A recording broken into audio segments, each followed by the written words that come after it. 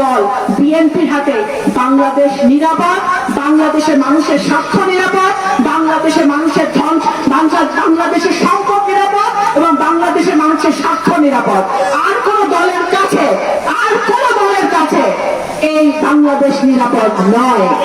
এটা আমাদের বুঝতে হবে, মনে রাখতে হবে। বাংলাদেশ জাতীয়তাবাদী দলের সরকার জনগণের সরকার, জনগণের ভোটে নির্বাচিত সরকার। বাংলাদেশের সরকার যেই সিদ্ধান্ত বর্তমানে নিবে, যে চুক্তি তারা করবে, যে দেশের সাথে তারা কথা বলবে, যেভাবেই কথা বলবে, সেটা 100 ভাগ বাংলাদেশের মানুষের স্বার্থ রক্ষা করেই হবে। এর ব্যতি রেখে কোনো কিছু হবে না।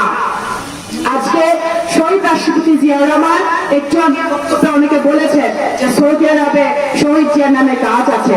আমি কয়েকদিন আগে মরক্কো সফর করেছি।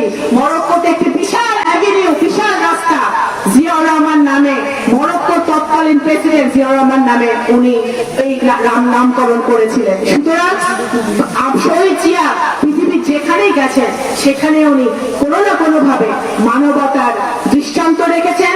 উনি যেখানেই গেছেন সেখানে উনি অর্থনৈতিক, গণতন্ত্র, অর্থনীতি শক্তিশালী করার জন্য উনি সে সকল দেশে উনি ভূমিকা রেখেছেন।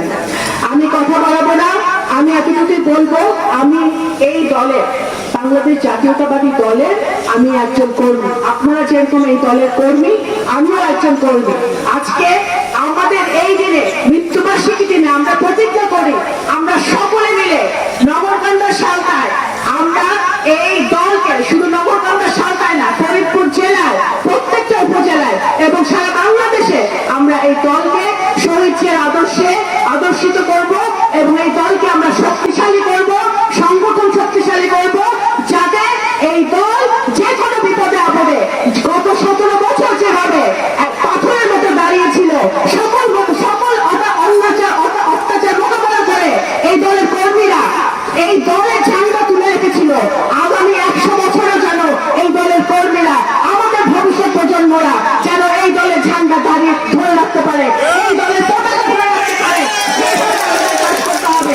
আর আমাদের হয়তো আমরা বেঁচে থাকবো না, কিন্তু আমাদের ছেলেমেয়েরা, নাতিপুতিরা, তাদের নাতিপুতিরা যেন বাংলাদেশ জাতীয়তাবাদী দলের ঝান্ডা এই বাংলাদেশের মাটিতে শক্তভাবে ধরে রাখতে পারে।